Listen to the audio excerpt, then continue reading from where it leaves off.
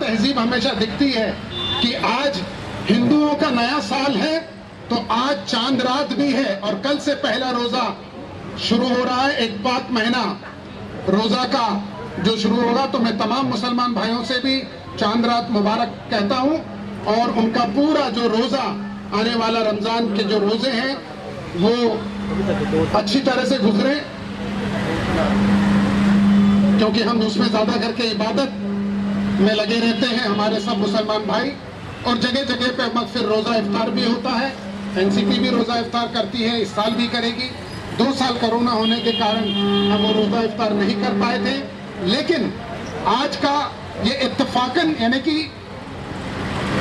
इतना ही ऑस्पिशियस शुभ दिन है कि आज गुड़ी पाड़वा हिंदुओं का नया साल और मुसलमानों के लिए चांद रात और कल से रोजा की शुरुआत। मुबारक हमारे तमाम मुसलमान भाइयों को। सबसे पहले तो आज का दिन जो है ये हमारे मुंबई, महाराष्ट्र और देश के लिए बहुत खास दिन है। आज सनातन धर्म में जब हम बात करते हैं हिंदू धर्म की, तो आज नया साल में हम पदार्पण कर रहे हैं। नया साल जिसको हम महाराष्ट्र में गुड़ी पाड़वा के रूप में मनाते हैं। और जब हम गंगा जमुना तहजीब की बात करते हैं हिंदुस्तान की, तो आज मुसलमान भाइयों का चांद रात यानी कल से पहला रोज़ा की शुरुआत हो रही है। तो हिंदू भाइयों को नए साल की मुबारक और मुसलमान भाइयों को चांद रात और रमज़ान की जो शुरुआत है उसकी मुबारकबाद। राष्ट्रवादी कांग्रेस पार्टी, जैसे कि इलेक्शन कमीशन जो हमारा है, उनकी एक गाइडलाइन है। एनसीपी जो है राष्ट्रवादी कांग्रेस पार्टी, ये इसको राष्ट्रीय मान्यता मिली है। और इलेक्शन कमीशन का गाइडेंस है एक कि हर 3 साल में हर पॉलिटिकल पार्टी को जिनको राष्ट्रीय मान्यता मिली है उनको सभासद मेंबरशिप ड्राइव कर वार्ड स्तर से लेकर राष्ट्रीय अध्यक्ष तक की चुनाव प्रक्रिया से गुजरना पड़ता है। तो उसकी एक प्रक्रिया से इस वक्त राष्ट्रवादी कांग्रेस पार्टी एनसीपी गुजर रही है।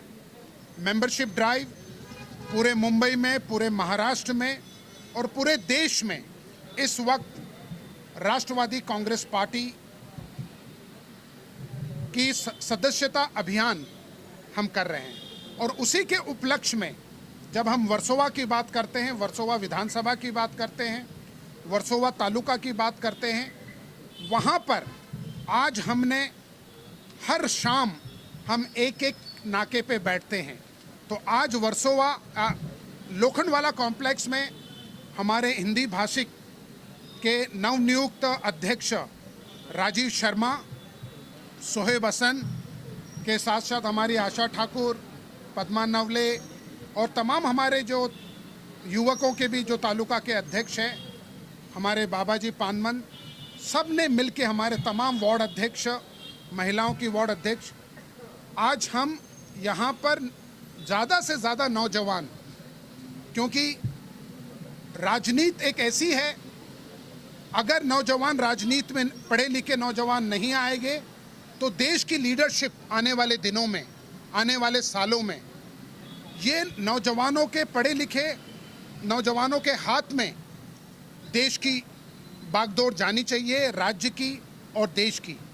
और इसीलिए एनसीपी ने हमेशा नौजवानों को प्रोत्साहित किया है, उनको प्राधान्य दिया है।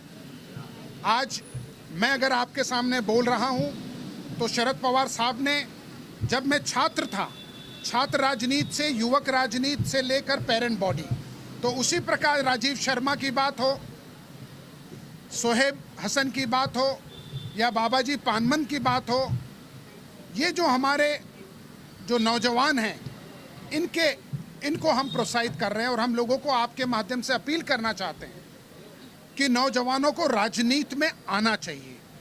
हमारी नौजवान युवक हो, युवती हो, इनको राजनीति में आना चाहिए। एनसीपी एक ऐसी पार्टी है जिन्होंने महिलाओं के जो सशक्तिकरण है, जब शरद पवार साहब मुख्यमंत्री थे महाराष्ट्र के, तो लोकल सेल्फ गवर्नमेंट में उन्होंने महिलाओं को 50% का आरक्षण दिया। जब वो डिफेंस मिनिस्टर बने इस देश के, तो उन्होंने आर्मी, नेवी और एयरफोर्स में जब वहाँ महिलाएं नहीं होती थी, वहाँ महिलाओं को भी वहाँ ऑफिसर बने, उसकी शुरुआत की थी।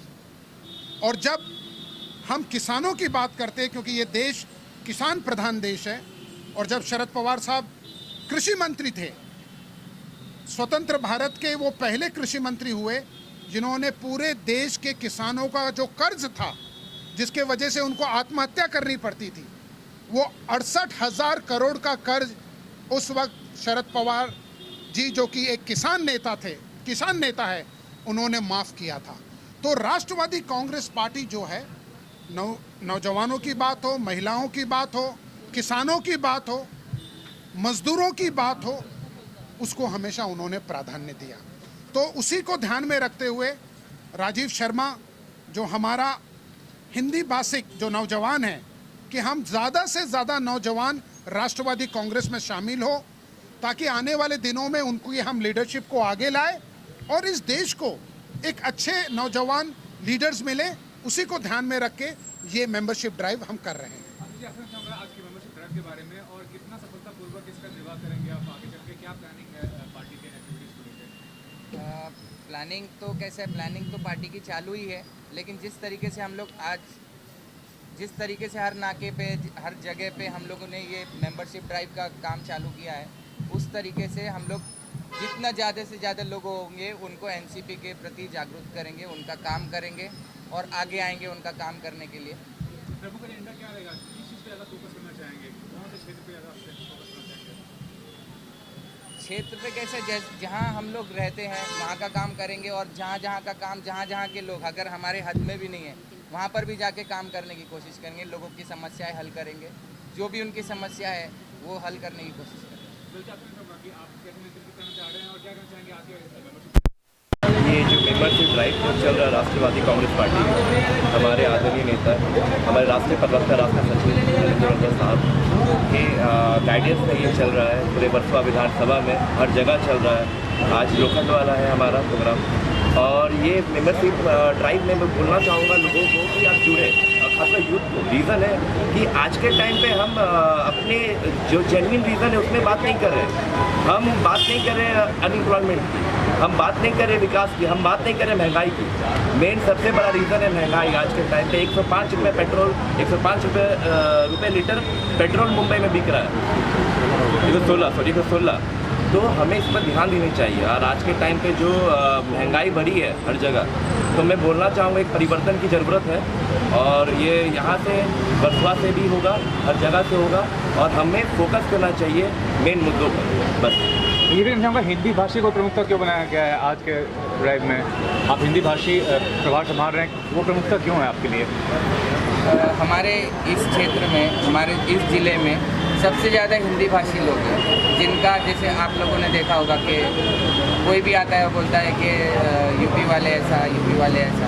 लेकिन कैसा है कि हम लोग के मैं खुद यूपी वाला हूँ, लेकिन मैं पिछले 20 साल से मुंबई में रह रहा हूँ। मुझे ऐसा नहीं लगता है कि मेरे को कोई कम्युनिटी पकड़नी चाहिए कुछ, लेकिन अगर मेरे साथ कुछ गलत हुआ, लेकिन जो बाकी के लोग हैं उनके साथ ऐसा कुछ ना हो, तो हमारे जो यहाँ के जितने लोग हैं, जितने यूपी से आए हुए लोग हैं, जो काम कर रहे हैं, लोगों के लिए भी काम कर रहे हैं, मेहनत भी कर रहे हैं, सब कर रहे हैं, उसके बाद भी उनको वो नहीं मिलता है जो वो डिज़र्व करते हैं मुंबई में।